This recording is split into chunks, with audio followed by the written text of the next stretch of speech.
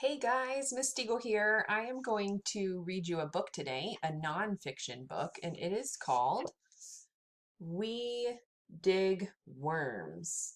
And this is similar to the one that I read to you yesterday or whatever day you watched it. It's a comic book written by the same author, Kevin McCloskey. And just watch as, as I'm reading, I want you to look at the way that this author does his nonfiction book, okay? And see if this is something you can try in your writing, okay? I'm going to try something different today where I actually hold the camera. So if you'll pause, just hold for a minute while I adjust, and hopefully it'll help with the pictures a little bit better, okay? Okay, here we go. We dig worms.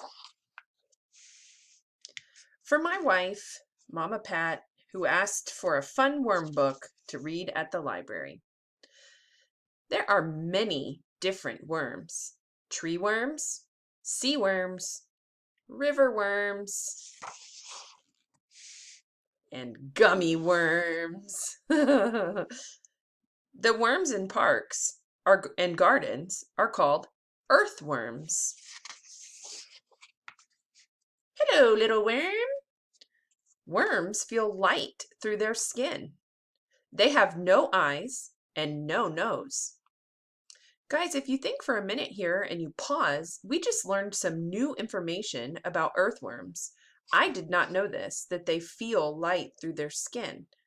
I think it's really interesting that they have no eyes and no nose.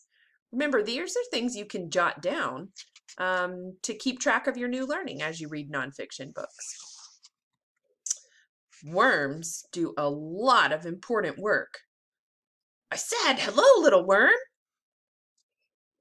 The worm talks back. Finally, he says, I eat dead leaves and bugs. My tunnels bring air and water to the soil to help plants grow. Did you know that? When they dig their tunnels, it leaves air for the grass to grow. When worms dig, twisting and turning, they make the earth earthier.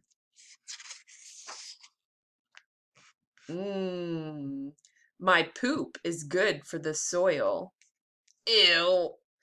Worm poop is called castings. Oh, see guys, there's something else that we just learned. I did not know that either. That would be something you could jot down on your sticky note. Worms are cool. Maybe to you. Worms feel cool. They have cold blood.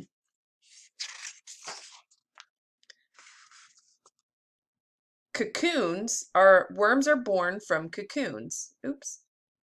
Sorry, y'all. I don't know if this is working great. Says setae. Setae are tiny bristles that help worms move. Oh look, see here it says the map of a worm. Look, they gave you a diagram, you guys, a picture with labels so you can learn more about the worms. On the outside, worms don't have lungs.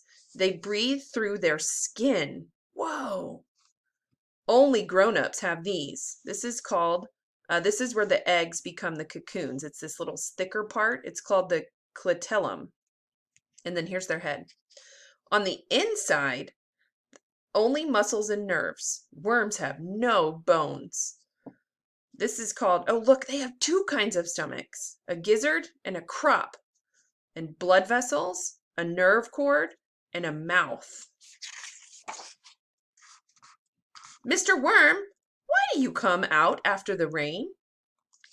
Ooh, good to know. It's easier to wiggle when it's wet. Worms move and breathe better when it's wet. Oh, y'all, I'm sorry. This is kind of jiggly. I hope you're not getting seasick. Excuse me, Mr. Worm. Do you have a big family? Oh, yes. One worm can have 100 babies. Whoa. Yum. How many worms live here? Millions! Millions! Over 1 million worms can live in a small park. Wow. Could you imagine if they all stuck their heads out at the same time?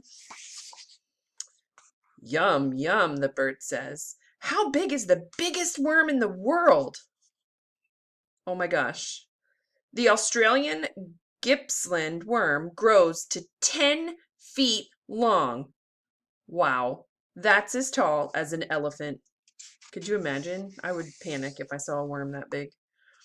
Hey, little worm, I'm hungry. You want to have lunch with me? Why did the little worm go away? Was it something the bluebird said? I want to meet you for lunch, worm. Sorry, bluebird. I have important work to do. Look what he's doing. He's just digging, crawling through the dirt, making it better for the flowers. And look, the bird flies away and he says, maybe tomorrow. Thank you, worms. The end. Awesome. Okay. So hopefully, I'm going to pause it for a second. Guys, hopefully you enjoyed that book about worms. Hopefully you learned some new things that you can take into your reading as far as finding information and jotting it down, and also into your writing.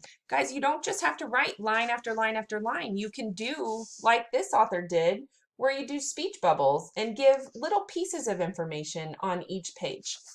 Happy reading and happy writing, and we'll see you soon.